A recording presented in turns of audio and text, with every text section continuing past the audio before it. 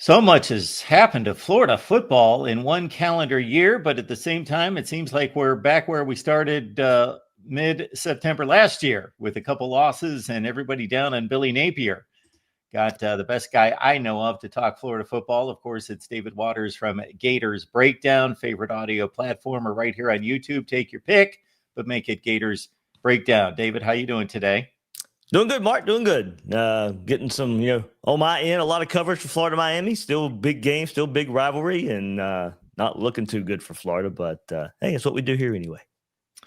Yeah, you've got some kind of saying I've seen pop up from time to time, and I won't be able to nail it, so you'll have to fill it in for me. Basically, that it's never dull around here. Yeah, there's never a dull moment in Gator Nation, so it certainly lives up to the moniker for sure.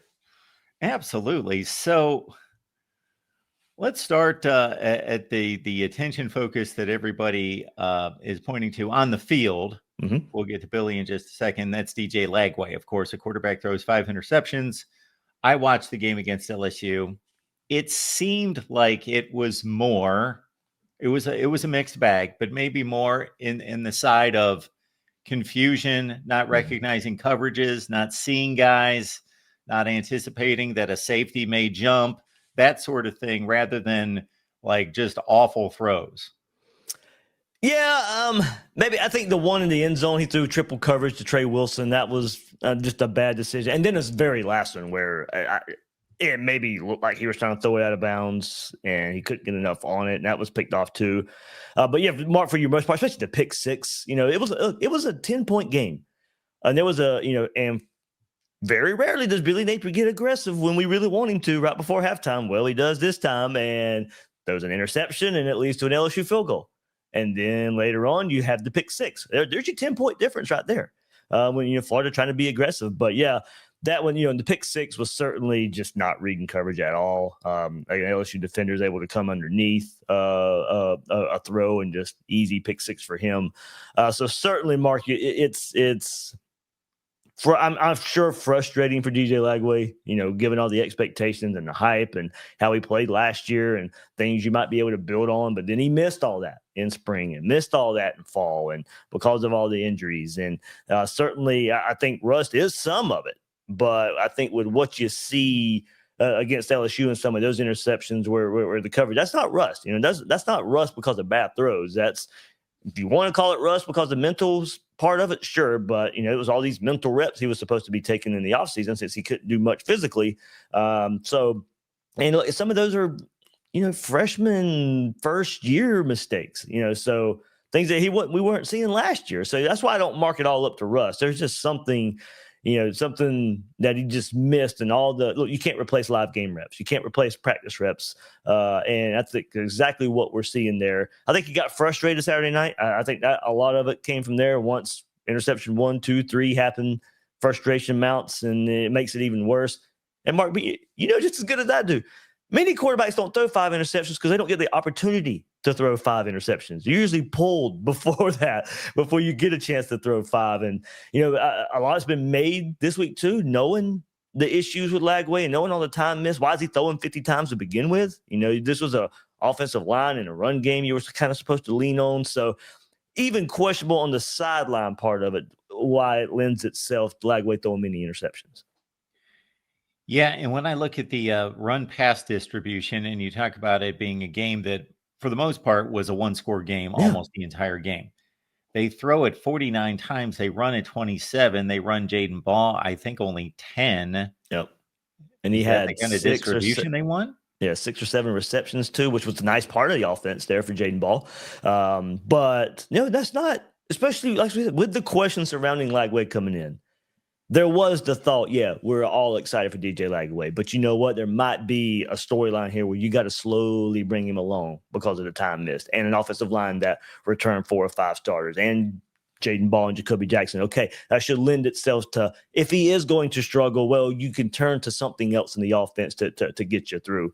And it was like they abandoned it. I don't know if they're seeing something in practice where they don't have, confidence that they can run the ball. Don't get me wrong. The run blocking hasn't been at the level I thought it should be, but it's not god awful. And Jaden Ball still, I think, on the season, if I can remember off the top of my head, 6.5 yards a carry, I think. And against LSU, it was 4.6. So certainly well enough to stick with the ground game, see if you can get him even in more of a rhythm, get Jacoby Jackson in even more of a rhythm as well. So certainly, Mark, I think when you asked the question, or all the questions that were surrounding Lagway, yeah, you should have been able, you should be able to lean on this run game a bit more, and we're just not seeing it. And you started to hit on the offensive line. I was going to go to that next because it was supposed to be one of the better units in the SEC entering the season. It sounds like maybe not run blocking to the expectation. Yeah, for sure. And it's the right side, too, the pass blocking. They're kind of doing a little roulette now with Caden Jones and Bryce Lovett at right tackle, which that's the open spot, that was not one of the 4 or 5 returning this year. So both guys have started a game so far through 3 games. Caden Jones got his first start this week against LSU. So you can definitely tell there's some questions there of who they think is the best fit at right tackle right now. But at the same time, there's been a lot of holding calls on Florida. Some of them really detrimental. The one long touchdown Florida did have against LSU was called back for and I thought it was very questionable a holding call against Najee Harris. But at the same time, even subtract that one, there's been a lot of holding calls that are legit and they're struggling. And Napier has come out and said, hey, look, it's because our quarterback's getting off platform. He's leaving the pocket. The guys are doing that. Okay, that's Lagway's game. We knew he was able to escape. That's part of his game. That's not an excuse that flies well with me we're holding because they don't know where the quarterback is or where he's escaping. That's his game. Fine. Coach him to not do that then. So I thought that was kind of a ridiculous way of looking at it. But Marcus, they've come at inopportune times. There was a big play that would go for 15 yards, and the very next play, Florida will line up, and there's a holding call, and kind of erases the good play that just happened before. So it's just it's been a good group. They haven't lived up to the expectation. I think that's probably where the issue is. They're a good group this year. I think Austin Barber has actually played better at left tackle, given where he was coming in this year. I think he actually has raised his level of play at left tackle. Jake Slaughter has not. He's played good, but I don't think he's played as good as the All-American label that he's had, coming off of last year. So there's certainly some growth in finding their way for this offensive line as well. David Waters, Gators Breakdown. That is your destination for Florida football talk. If you love Florida, obviously you're probably already there. You should be. Even if you just keep track of the SEC, you want to check out David's work, the rest of the crew there at Gators Breakdown. Please subscribe here at the Voice of College Football as well.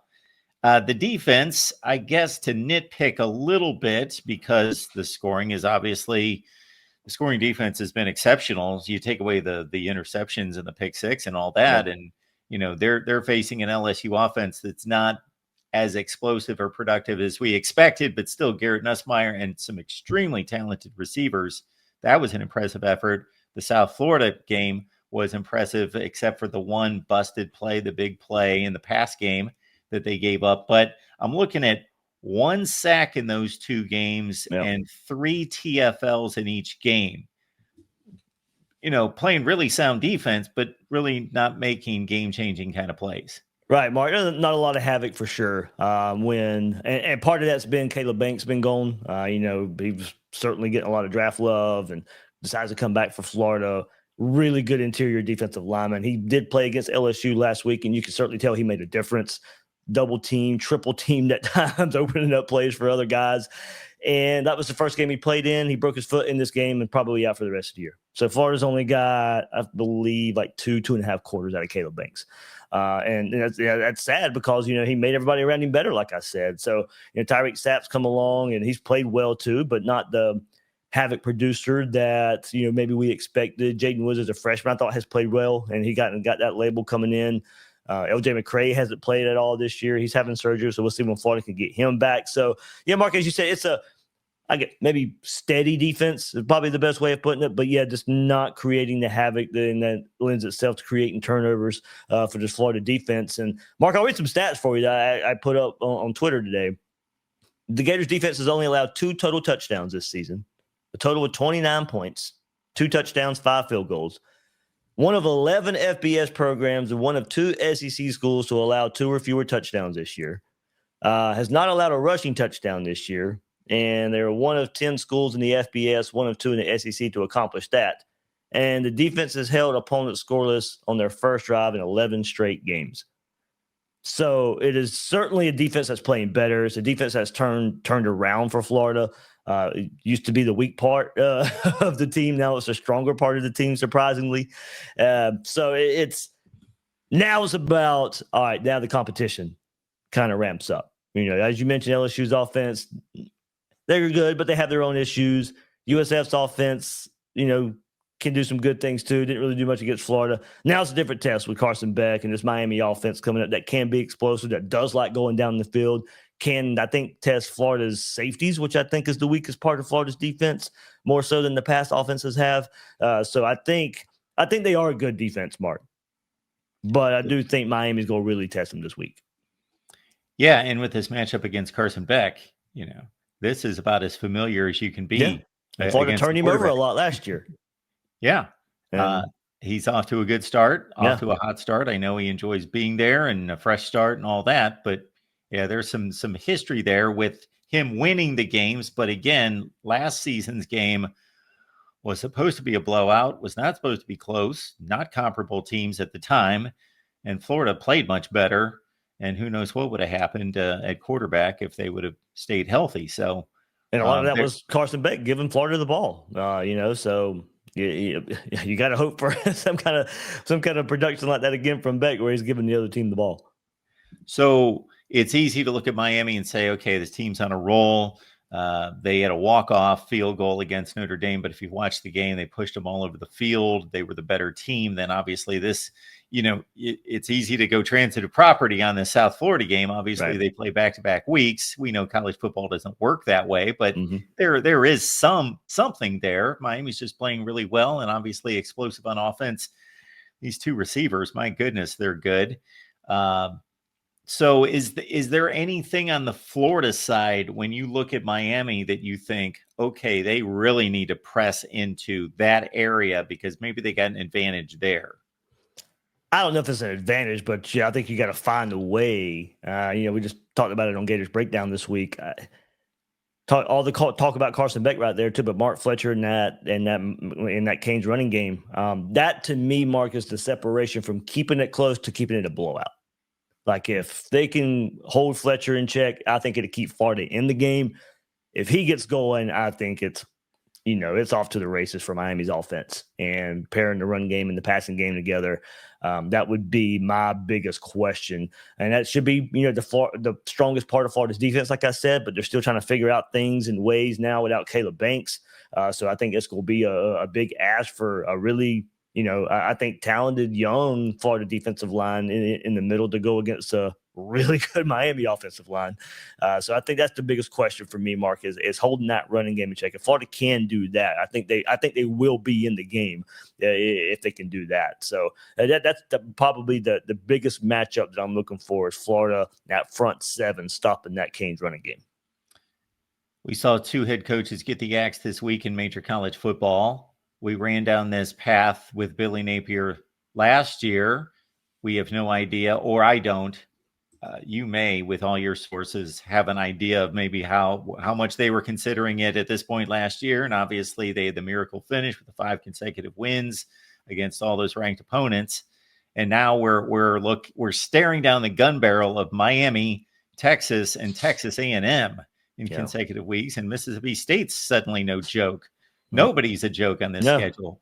So, where does this get to a point where they start to seriously think, okay, the numbers aren't adding up in the wins and losses column to our expectations? Yeah, Mark, I think, if it gets ugly Saturday night, I could see a move being made Sunday. Game day is going to be there. So, out of a 3-hour show, there's maybe 20 throughout the show, 20, 25 minutes of how bad Florida is. That's going to be put on blast for the whole nation to see. And then you go play the game Saturday night and that looks ugly as well. That's just going to everybody. I mean, Florida's a polarizing program. The talk's already there, but it's just going to be put on blast Saturday morning. So you go out there Saturday night and it looks ugly again. I can see a game. I mean, I can see a plan being made to go ahead and move on from Billy Napier because Florida's got a bye week coming up. And programs like to kind of make that change during bye weeks if they can. So it'd be bye week and then Texas, and then another bye week between Mississippi State and Georgia. So I think of close competitive game where you don't get embarrassed Saturday night. I think they hang on to Billy Napier and take it to that next bye week to kind of just see where the program is there. So if you're looking at the Gators schedule, Mark, I'd circle the bye weeks coming up for Florida to make a potential move if it's if this thing doesn't get turned around. And hard to see where you can pinpoint where this thing can turn around. Folks, David has built a must-see, must-listen destination for Gators fans and SEC fans. You've got to keep track of Florida football. David, we appreciate you stopping by. Catch David, of course, on Gators Breakdown right here on YouTube and your favorite audio platform. Always good to see you. We can hope for the best on Saturday night. Give us something. Give us something.